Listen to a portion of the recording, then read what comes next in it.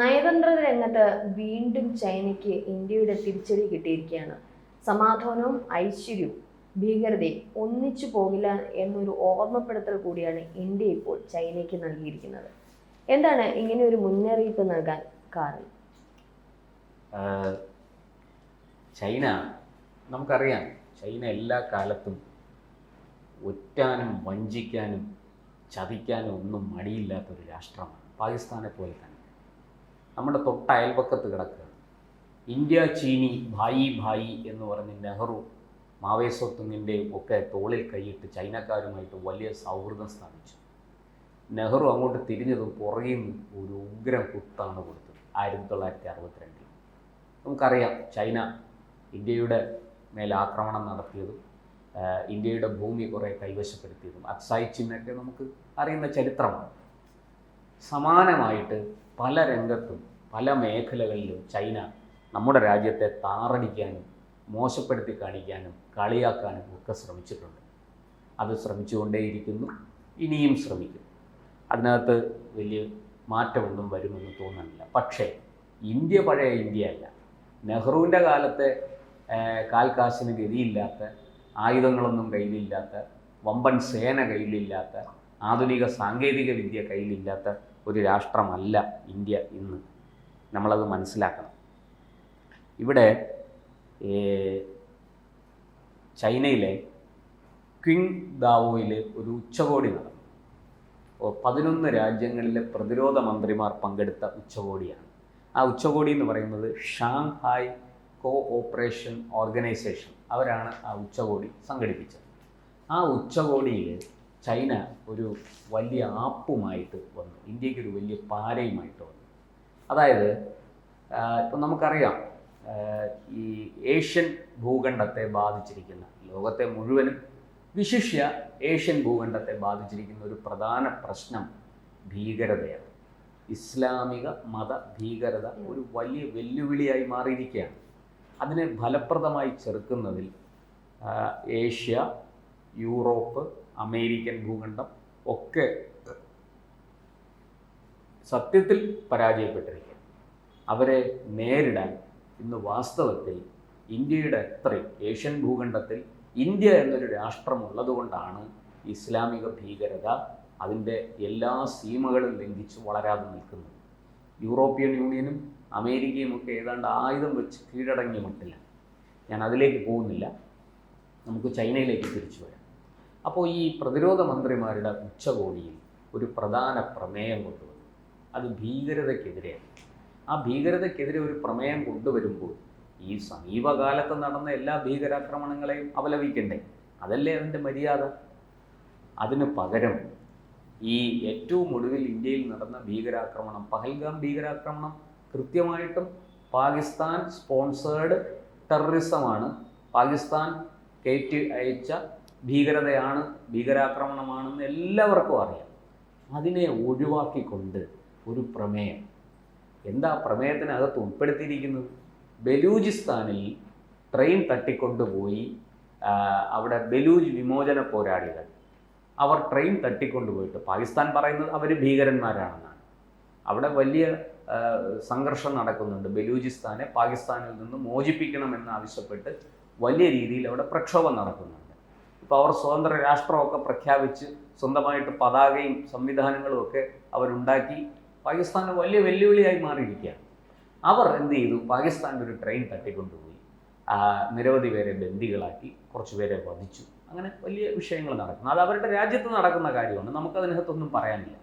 പക്ഷെ അത് വലിയൊരു സംഭവമാക്കി അതിനെ അപലപിച്ചുകൊണ്ട് ചൈന ഒരു എന്താ പറയുക, ഒരു രഹസ്യ അജണ്ടയോടുകൂടി ഒരു സാധനം ഉണ്ടാക്കി, ഒരു പ്രമേയം നിർമ്മിച്ചു. ആ പ്രമേയത്തിൽ ഇന്ത്യയും ഒപ്പിടണം. ഈ ബലൂചിസ്ഥാനിലെ സർവ്വ കുഴപ്പങ്ങൾക്കും കാരണം ഇന്ത്യയാണെന്നാണ് പാകിസ്ഥാൻ പറഞ്ഞുകൊണ്ടിരിക്കുന്നത്.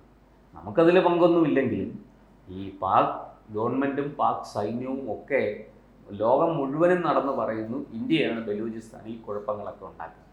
ബലൂചിസ്ഥാനിലെ പ്രധാന കുഴപ്പം എന്താണെന്ന് വെച്ചാൽ, അവർ പാകിസ്ഥാനെ എതിർത്ത് രംഗത്ത് വന്നിരിക്കുന്നതിൻ്റെ കാരണം തന്നെ ഈ ചൈന അവിടെ കൂടെ തുറമുഖം ഇങ്ങോട്ടേക്കൊരു വലിയ ദേശീയപാത നിർമ്മിച്ചിട്ടുണ്ട്. ചൈനയുടെ ഒരു കോറിഡോറാണ്, ഒരു ഇടനാഴിയാണ് ഈ ഇങ്ങ് നമ്മുടെ ഈ പറയുന്ന അറേബ്യൻ സമുദ്രത്തിലേക്ക് വന്നു ചേരുന്ന വിധത്തിലുള്ള ഒരു കോറിഡോറാണ് നിർമ്മിച്ചിരിക്കുന്നത്. അത് ചൈനയുടെ വാണിജ്യ താല്പര്യങ്ങളാണ് അതിൻ്റെ പുറകിൽ. ചൈനയുടെ വ്യാപാരം സുഗമമായിട്ട് നടക്കണം, അതിനു വേണ്ടിയിട്ട് സാധനങ്ങൾ കൊണ്ടുപോകാനും തിരിച്ചു കൊണ്ടുവരാനും ഒക്കെ വേണ്ടിയിട്ട് നിർമ്മിച്ചിരിക്കുന്നത്.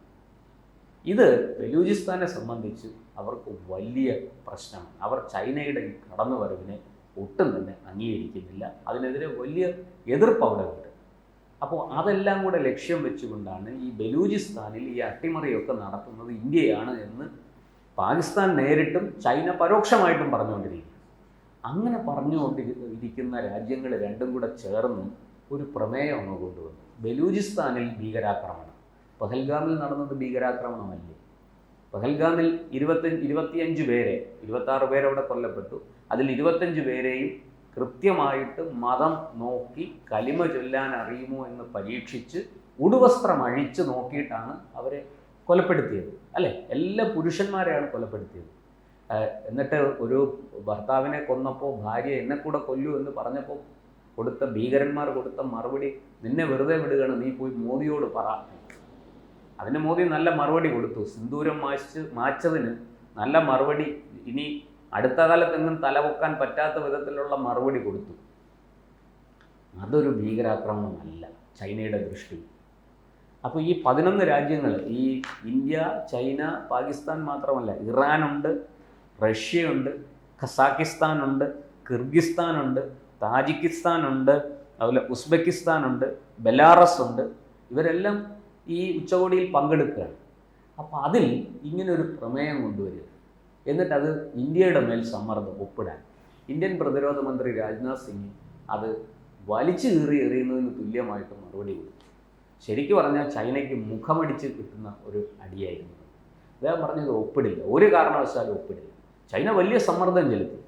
ഇന്ത്യ പറഞ്ഞ് നടക്കില്ല, ഒപ്പിടുന്ന പ്രശ്നമേ ഇല്ല, ഈ പ്രമേയത്തെ അംഗീകരിക്കുന്നില്ല. അവസാനം നാണം കെട്ട് ചൈന ആ പ്രമേയം പിൻവലിച്ചു.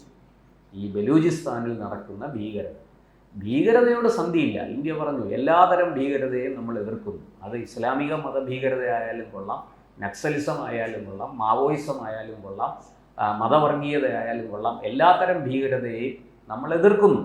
നമുക്കതിനോടൊന്നും ഒരു കോംപ്രമൈസുമില്ല, ഒരു വിട്ടുവീഴ്ചയുമില്ല. പക്ഷേ ഭീകരതയെ എതിർക്കുന്ന കാര്യത്തിൽ ഇരട്ടത്താപ്പ് പാടില്ല.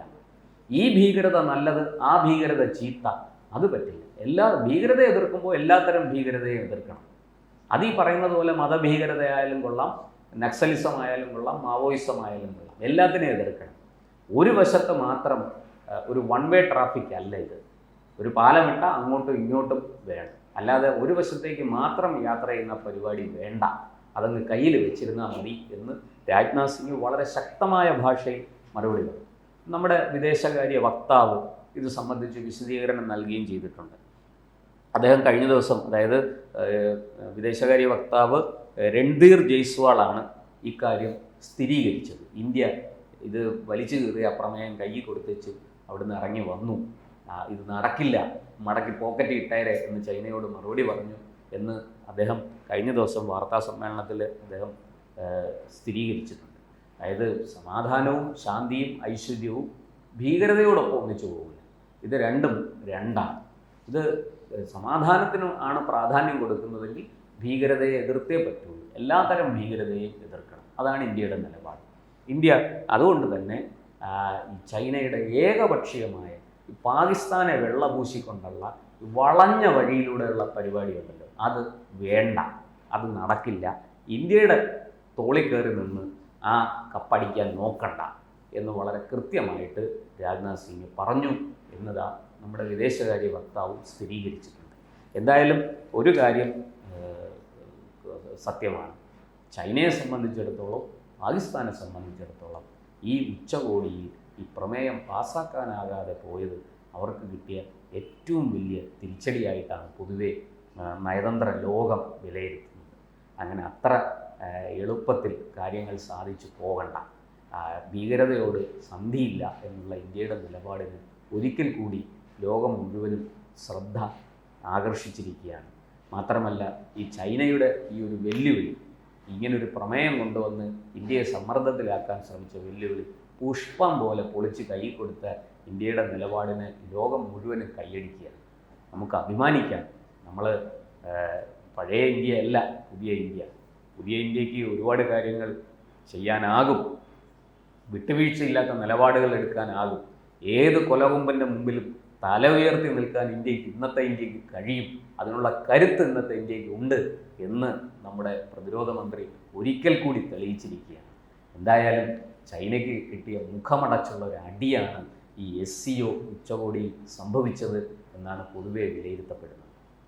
കൂടുതൽ വാർത്തകളും വിശേഷങ്ങളും നിങ്ങളിലേക്ക് എത്താൻ ABC മലയാളം സബ്സ്ക്രൈബ് ചെയ്യുക, ബെൽ ബട്ടണും അമർത്തുക.